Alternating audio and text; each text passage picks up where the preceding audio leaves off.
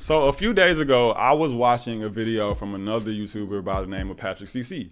And Patrick CC did the video documenting his experience of working with TikTok influencers for a campaign that he was running, I think around his own project or something like that. Now, Leroy deleted his after like 24 hours, I suppose. So I guess I got scammed. And as I was watching that video, I was thinking like, man, it's interesting to see someone else go through all of the red flags and all of the troubles that we have as a marketing agency, because it lets me know that I'm not crazy and that sometimes these TikTok influencers really are like tripping, you know what I'm saying? Like everything about his campaign wasn't terrible, you know, but there were a lot of things in there that we have come to identify as red flags when it comes to influencers. So that's what I want to talk about for this video. What are some red flags that you can look at when it comes to dealing with TikTok influencers? How can you keep yourself from getting finessed or making sure that you have the best possible chance at having a great campaign on TikTok? Let's get into it.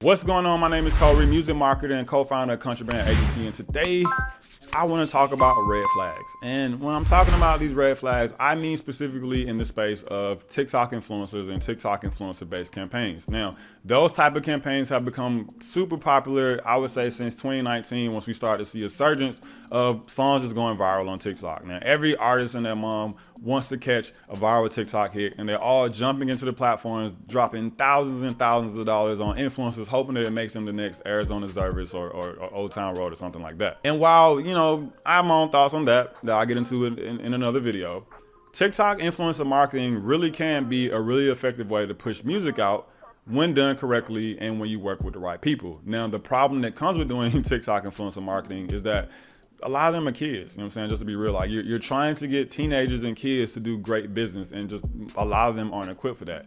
And I won't knock all TikTok influencers, because we do have a great network of influencers that we work with that just are amazing 95% of the time. But every now and then you do run into a bad apple. And if you don't know how to recognize the red flags, then you might run into a bunch of bad apples. So that's why I want to get into this for this video. A couple of red flags you can look for to let you know, hey, you need to stay away from that TikTok influencer. Take your money elsewhere. But before we get into all that, come and follow me on Instagram and TikTok. Links will be in the description below. Come talk to me, come engage with me, come give me some video ideas, all that good stuff. Also, we have relaunched the Brandman Network Elite platform. So if you're interested in learning some of the same music marketing techniques that we go over in videos, then check it out. The link will be in the description below.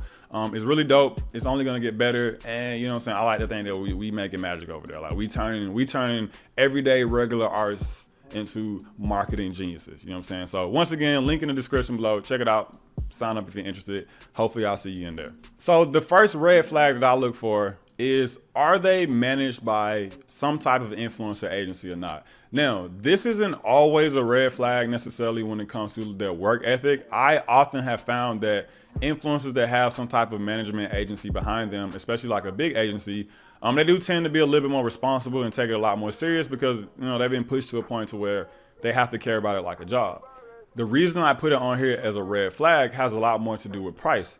Usually the influencers that are you know, being managed by some type of agency, they are usually the most expensive influencers that you can work with. I'm talking about, on average, we're getting influencers like that who are charging like $2,000 and above for a single post.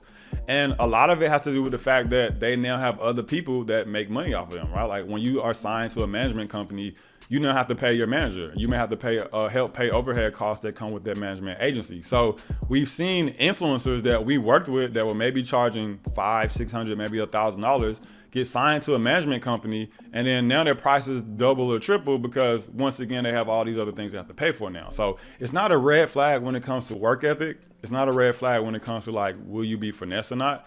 But it's usually a sign that that influencer is going to be pretty expensive. Like anytime I see a, you know, contact me at something and it has a .agency or agency in it, we stay away if the client's budget is within a certain range, you know, or we may save them for bigger campaigns and bigger budget campaigns. But 9 times out of 10, those influencers are going to be pretty expensive. Now, an actual red flag that I look for, you know, when determining if an influencer is going to try to finesse me or if they're just going to be difficult to work with or anything like that, is, do they give you a set price or number when you ask them how much do they charge for promo? Now, if you watch my influencer outreach video, which if you didn't, go check that out. I'll link it somewhere here. But if you watch my video, I talk about how to reach out to influencers and just to politely ask them, hey, how much do you charge, or how much would you charge me for this service? It's usually really quick, pretty simple, pretty painless process. And what I have found is that most of the serious influencers have some type of number that they're ready to hit you with. So they'll quickly hit you back with like, hey, it'll be $500 for a feed post. That post will stay up on my profile for a week. You know what I'm saying? If it doesn't do X, Y, Z, then I'll do blah, blah, blah, blah, blah, right? Versus the influencers who are usually a little bit more scammy, they tend to ask you a question I hate hearing from them, right? And that question is, what is your budget? And the reason that I don't like when influencers ask, what is your budget, is because that to me lets me know that they're not really trying to be fair here. They're trying to gauge how much money can they get from you in total, right? And I've seen it with other influencers that we worked with before. I've seen influencers that we've paid $200, $300, charge someone $1,000 just because they said they had $1,000 influencer budget, you know, which isn't fair. It's not fair to the person that is spending the money, especially if that's not the rate that you're typically charging people or the rate that you know is fair for what you're doing. Now, side note, what I do in those situations is I lowball them, just to be real with them. So if an influencer hits me back with that, right, I'll say, hey, I like your content. We have this song we want you to work on TikTok. How much would you charge me for promo? And if they go, what's your budget? I respond to them and say, I have $50 for you. Now, what that has done for me is it either one, makes them ignore my emails and stop responding to me, or it forces them to give you a number, right? So they'll usually respond back and say, hey, that's a little bit out of my budget range. I typically charge $350. Now it's like, oh, bet. Now we're getting somewhere. Now I can look at your number and gauge if you're worth that number to me or not. So like I said, it's not necessarily the biggest red flag on if they're going to finesse you or not, but I do think it says a lot about your business ethics and just how you conduct business in general when you have a price list or a price sheet ready to share with people versus when you're just trying to see how much you can milk somebody for. And just like in context, man, when I reach out to Instagrammers or like YouTubers, but they have price sheets ready. So this is an issue that I've really only personally seen with like TikTok influencers. And then new influencers on the other platform as well, which is also probably why a lot of TikTokers do it, because they're super new to being influencers in general. But you typically see price lists and, you know, an established amount for what they want to do from more established influencers who kind of have their business together. So another red flag that a TikTok influencer just may not be worth it, or may scam you, or may not just do business the greatest way, is that they have a large amount of views on the content that you can see, but their posting date is inconsistent. Now, let me tell you what these TikTok influencers will do, man. Let me tell you that's a common problem, and anyone that has ran any TikTok promo has probably went through this, right? Some of them will take your money, they'll post, let's say 2, 3, 4 days go by, and they don't like the engagement that the video is getting, and they'll just take it down. They'll delete it.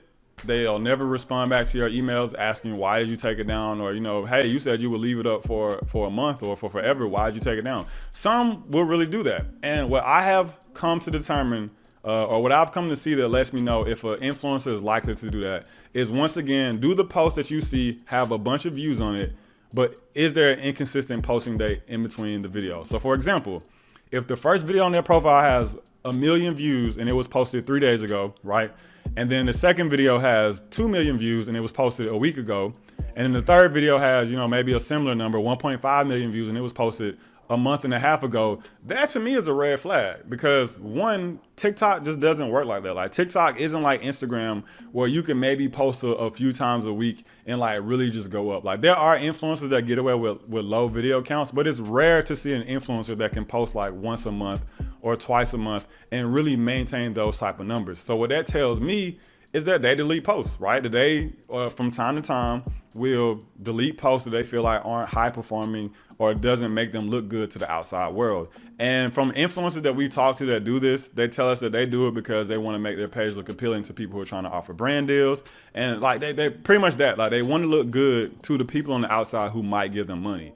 Now the problem with this is that it's misleading, right? Like if I'm willing to pay you, let's say, a couple $1,000s for posting because I believe that you're getting millions of views on your content consistently, when in reality, that 1 million plus view video might be one of 20 videos that you posted this month, and that's the one that popped. You're being misleading to me. You're not letting me know the full picture. I would much rather pay you a fair price for what you really get than to get finessed for a number for something that you're trying to make me think you get pretty consistently. So one thing that I'll do in this scenario is I'll look up influencers on Social Blade. If you go to Social Blade, which is a free social media analysis tool, you can see if they've been deleting posts. You can see how many times they post. And like I said, sometimes you really will come across an influencer that maybe posts like once or twice a month and they get those type of numbers. It's rare, but they are out there.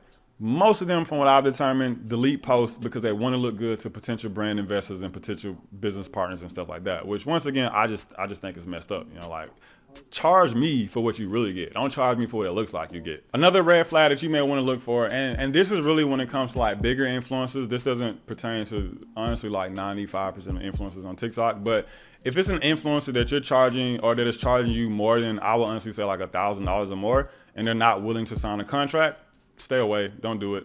Even if they're the best guy or gal in the world and you feel like you can trust them, just don't do it, because that's a lot of money to lose out on if worst case scenario happens. They don't respond to your emails, they don't post your posts, or they take it down. Then you have no protection against yourself to get that money back. So I've seen influencers before who would try to talk artists and say like, you know, oh no, man, it's cool, bro. Like, look, man, I got 3 million followers. I'm not gonna finesse you. You know how many people with millions of followers finesse people every day? It's an alarming amount, you know? So I think that if you're working with an influencer and you're paying them, once again, more than like $1,000 or so, unless you just have some type of established relationship with them where you trust them, you know they will deliver, make them sign a contract. And if they won't sign a contract, then don't work with them, because to me, that's a red flag. I feel like if you really want my money, especially a sum of that amount or higher, then you're gonna do everything in your power to make me feel comfortable. And me feeling comfortable involves you signing a contract saying you're not gonna finesse me, you know? So if they won't do it and they're charging you a lot, that's a red flag. They may not run off on you, but it just tells you a lot about their business acumen and the way they're gonna do business. You know, maybe not even just with you, but just in general. And the last red flag that I want to talk about, once again, when it comes to TikTok influencers, is are they super slow to respond back to you? Now, I get it. Influencers are people are busy. A lot of them are in school or in jobs and all this other stuff. But what I have seen is that the influencers that are super sketchy will respond back to you really, really fast when the conversation's on money. But as soon as you have paid them and the conversation now turns towards doing work, they become extremely difficult to reach and extremely difficult to just follow up with and make sure they're doing a job. Now, this unfortunately is one that isn't always easy to catch in the beginning, because like I said, a lot of them can just be really upbeat and really positive and responding super fast. And then you pay the money and then they turn to go. So that unfortunately is hard to gauge in the beginning. So one thing that I do look for is just like how fast are they responding back to just the initial messages about us doing business. Is it taking them 4 to 5 days to respond back to your last email about, you know, how much they charge? Does it take them a week to get back to you about if they'll sign a contract or not? If there are long lapses in communication initially, then you can almost 100% expect there to be long lapses in communication once you've actually paid your money, and it could get to the point to where they just stop responding back to you at all. Like, we've had influencers post stuff, never let us know, even though we asked them to let us know, and then like once we're like, hey, this isn't what we asked for, they just fall off the face of the earth. So once again, it's a lot harder to gauge in the beginning. But if you are trying to gauge it in the beginning, look for how long it's taking them to get back to you while in those initial messages. And like, I do try to give people courtesy. I once again get it. People have jobs. People have school and other things they're doing. But if you were responding back to me every 30 seconds, 10 minutes ago, and then now out of nowhere it's taking you a week and a half to get back to me, I personally take it as a red flag. So there it is, guys. Those are some of the red flags that I look for when dealing with TikTok influencers for our TikTok influencer marketing campaigns. Now, all of these aren't always going to be 100% definite red flags, but I've seen them enough when dealing with TikTok influencers to know that I should be weary whenever I see these things come up. Now, to be real with you, these red flags probably apply to influencers on any platform, not just TikTok. I just personally wanted to put it in the format of talking about TikTok because I've noticed that a lot of artists and managers and other marketers are hopping into the space of doing TikTok influencer marketing. So I wanted to put it there so you can protect yourselves when dealing with TikTok influencers, but really take these tips and apply it to any influencer marketing across the board. If they exhibit a lot of these things, there's going to be some red flags there on which what you can expect to deal with when dealing with these influencers. But I don't want that to discourage you from doing TikTok influencer campaigns, because once again, there is a lot of potential for really cheap reach when it comes to TikTok influencers. There's always a potential that something could go viral. And you know, like TikTok influencers, when they do their job and are easy to work with, are actually really cool people. Like, we have a lot of influencers that we love bringing business to because they always execute. They're very professional. They're very timely. And if they can't do something, they let us know. You know what I'm saying? They're like, yo, like, I don't have the time for it. I'm too busy. I don't want to take your money and make you chase me around for 4 weeks just to get back $300. You know what I'm saying? So it's something to think about. Hopefully there's some gems you took out of this, and you know, hopefully a lot less of you get finessed when it comes to dealing with these influencers. Other than that, I'd love to know what red flags you're looking for when dealing with influencers. Like, what just absolutely makes your spidey senses tingle? What lets you know, like, hey, this guy, this girl is about to finesse me? Like, what are you looking for? Outside of that, if you feel like you learned anything today, please like and share this video. Hit those post notifications, as well as I wouldn't want you guys to miss anything. Once again, my name is Kohrey, and I'll see y'all next time.